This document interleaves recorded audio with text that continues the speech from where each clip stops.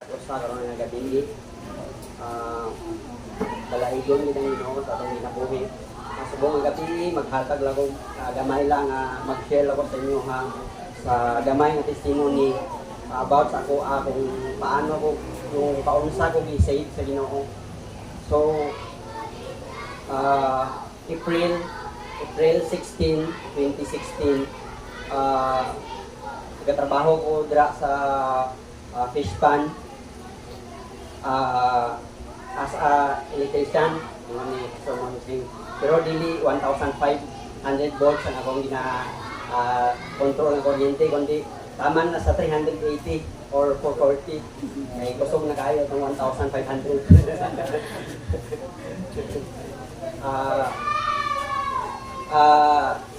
sang katunga time na ay pastor na ay katawhan sa Ginoo nga nag-adto sa mo adra sa farm nga nag-share about sa kaluwasan o katunga time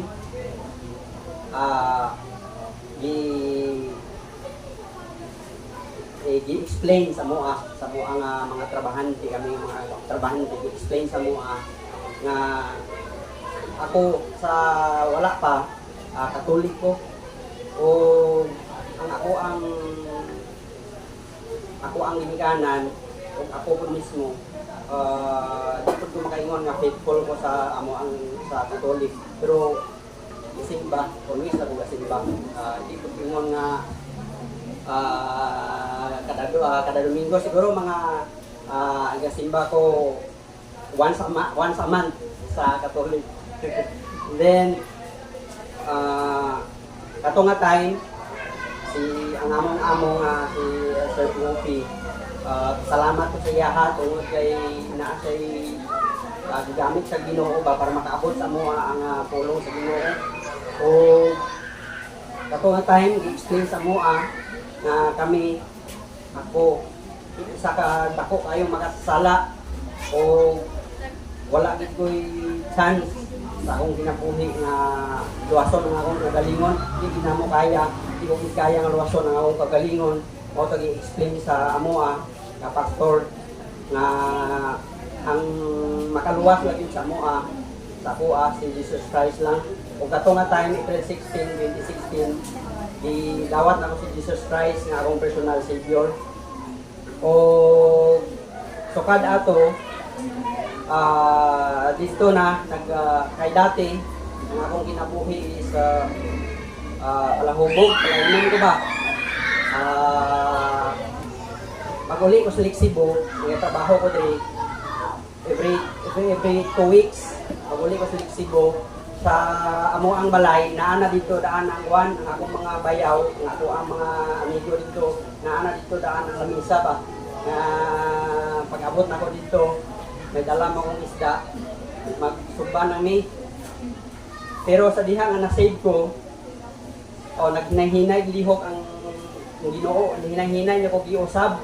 Kung kato nga ginabuhat na mo, nga nag-inom kada uli na ko, natingala na sila ba nga di naman medyo kuan ako ba, medyo na-distansya na ko sila nagapamariban na ko ba. Nagaingon ako hindi lasa ako kay bago lang ko ginom tambal. So nagahinay-hinay nakita na ko nga naghinay-hinay ka-work ang Ginoo sa kuha. Kay tungod nga nasabtan ako nga ang Ginoo gidawat na ko o naglihok na sa akong kasing-kasing o ingon sa Ginoo sa John 3:36 He that believeth on the Son hath everlasting life. He that believeth not the Son, he that believeth on the Son have not. He that believeth on the Son, he that believeth on the Son have everlasting life. He that believeth not the Son shall not see life, but the wrath of God abideth in him. So mao to ang naghatag sa ko ako kayo nga kahadlok kay kung wala ko'y Ginoo sa akong kasing-kasing ang kaakit sa Ginoo ba, ang kalagot sa Ginoo magpabilin sa ako mao to nga naghinay-hinay hangtod nga naghinay-hinay ka-change ang life hangtod nga nagkaroon ako burden nga magbasa og Bible. O sa pagbasa ng Bible dito na jud ako dito na jud ko naglahi na jud dako na jud ako ang pagkabag-o sa diha nga nagbasa kong Bible na dako na jud kayo kabaguhan kay tungod nga diri na ako nabasa sa Bible ang mga sugo sa Ginoo ba nga dili nato mga dapat natong likayan, dapat natong buhaton sa atong Christian life. Bible jud ang nakapabago sa akong ginabuhi. O sa diha nagkaroon akong desire na magpagamit sa Ginoo o hangtod karon magpagamit ko sa Ginoo o hangtod sa hangtod magpagamit ko sa Ginoo. O maula na siya nga kung na-share sa inyo karon sa video.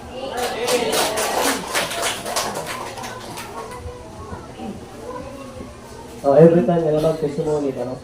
Kala bang always hindi mo madunggan ang kaluwasan, always hindi mo madunggan ang naay Ginoo sa kasing-kasing, always mo madunggan nga naay nag-speak sila ha, nagbago sila. By the way, so, dili sa pastor nagbago sila ha. Dili na ko kaya pag